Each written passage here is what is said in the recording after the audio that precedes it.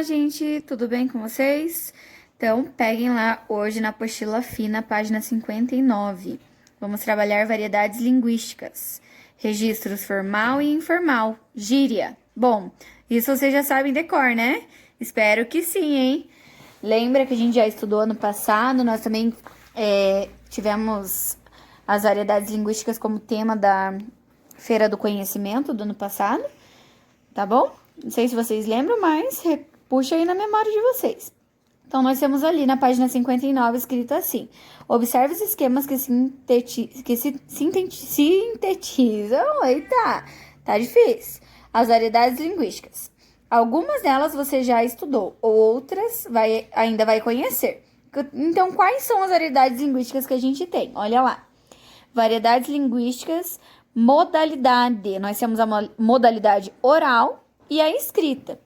Dentro da modalidade oral e escrita, nós temos o registro, que é o grau de monitoramento. Em seguida, nós temos formal e informal, né? Então, nós temos a escrita ali. A escrita ou oralidade com registro formal ou informal.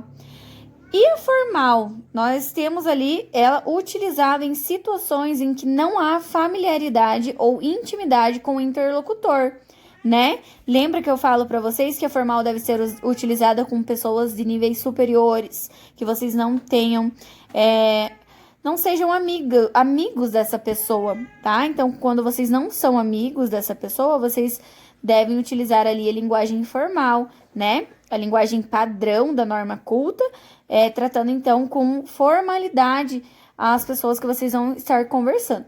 E na informal, vocês podem utilizar a linguagem informal, tanto ela oral quanto escrita, entre interlocutores que têm certa proximidade, né? Por exemplo, os amigos de vocês. E em situações cotidianas e descontraídas, por exemplo, com os pais de vocês, com os familiares, vocês poderão utilizar então ali a linguagem informal, né? Utilizando de gírias ou palavras que não precisem da formalidade. Lá na formal, vocês têm que utilizar então a padrão e variedades de prestígio, né? Variedades de palavras ali que a gente chama elas de difíceis, palavras que sejam formais, tá?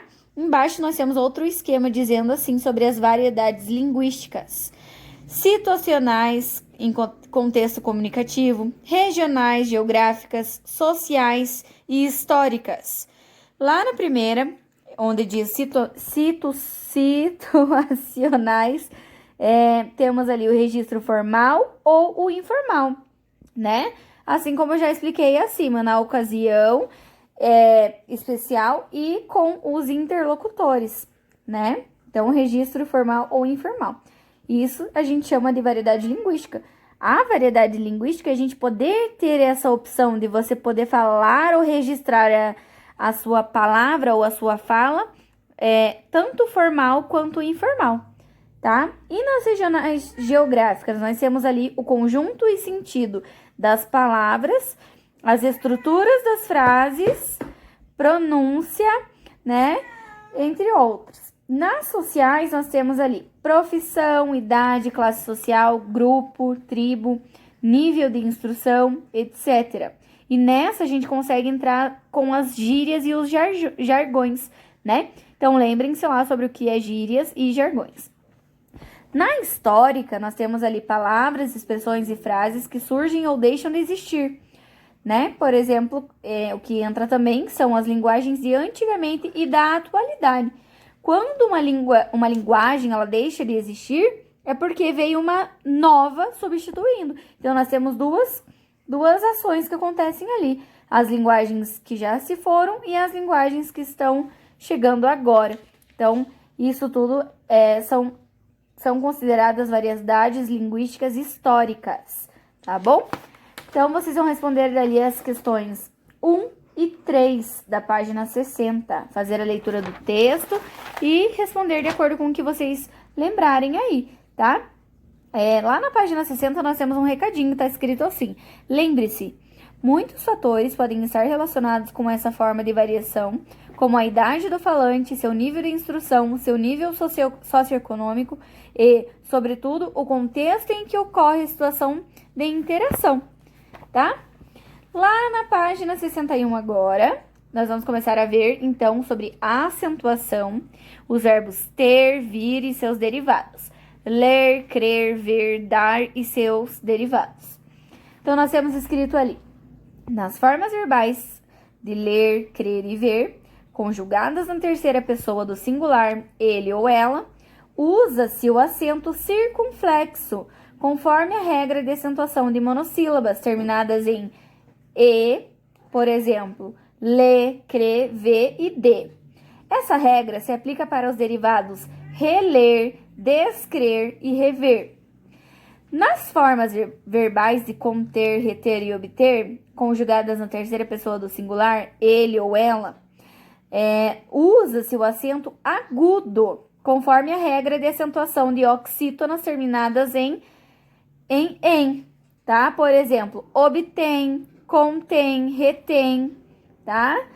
Nas formas verbais de ter, conter, reter e obter, conjugadas na terceira pessoa do plural, eles ou elas, usa-se o acento circunflexo conforme a regra de acentuação de oxítonas, terminadas em tem, contém, retém e obtém.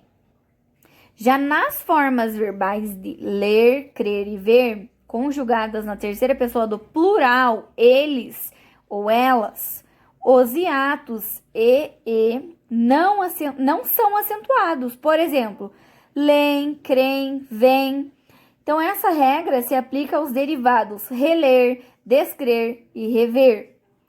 Ali, na mesma página 61, vocês terão que responder as questões ali. E a primeira está dizendo assim: justifique a acentuação das formas verbais destacadas nas manchetes citadas.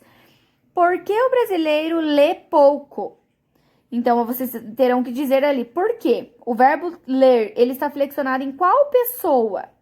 E trata-se do quê? De sílaba, trissílaba, monossílaba. O que se trata, então, dessas frasezinhas que tem ali na questão 1? É isso que vocês terão de responder ali na página 61 e 62. E lá na questão 2 da página 62, vocês terão de completar as frases com as formas verbais correspondentes aos verbos dados entre parênteses e explicar a acentuação gráfica dessas palavras. Por exemplo, na letra A, a medida contém a violência. Então, do verbo conter, vocês vão dizer como que vocês completaram ali essa frase. Então, na letra A, já tô dando a resposta, a medida contém, com acento, tá? Então, vocês vão escrever lá por que vocês colocaram tal palavra para completar essa ação. O que eu tenho de resposta ali na letra A é contém, porque terceira pessoa do singular do verbo conter e usa-se ali, então, o acento agudo, tá bom? Então, é isso ali na página 61 e 62. E nós partimos para a página 63, tá? Amônios e parônimos. O que são os parônimos? São palavras que têm grafia ou escrita e pronúncia, que são os sons, parecidos, mas significados diferentes.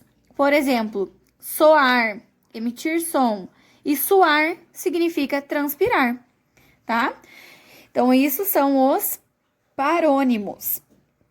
E os homônimos, desculpa. O que são os homônimos? Eles são palavras que apresentam igualdade ou semelhança na pronúncia ou igualdade na escrita, tá? Mas com significados diferentes. Por exemplo, concerto, reparo, concerto, apresentação musical. Então, nós temos ali 2 tipos de concerto. O primeiro, ele é de reparar, de arrumar algo que estragou. Então, você conserta, né? E o segundo, concerto, ele significa que é uma apresentação musical, tá? Que nem a gente fala, hoje é uma peça de teatro. Mas ao invés de você falar isso, você diz que você vai a um concerto musical, né? Então, tem essas duas palavrinhas que são iguais, porém com significados diferentes. Então, isso se chama homônimos, tá? Temos outros exemplos ali, como o verbo colher, né, do substantivo. Então, na língua portuguesa, existem muitas palavras que podem oferecer dúvida na grafia, exatamente por esse fato delas se escreverem da mesma forma, porém terem significados diferentes, tá? E aqui, daí na questão 1 da página 63, vocês terão que ler a tirinha a seguir e dizer o que a Mônica está fazendo, qual pergunta que ela faz para o Cascão. E na questão 2, vocês vão completar as frases com a palavra adequada ao contexto, né? Então, nós temos ali 2 opções para vocês escolher aonde vocês vão completar ali na questão 2. Vocês podem escolher entre uma palavrinha ou outra, de acordo com o que a gente já vem estudando ou vendo sobre os acordos ortográficos, tá bom? Então, vocês vão responder lá também 63 e 64.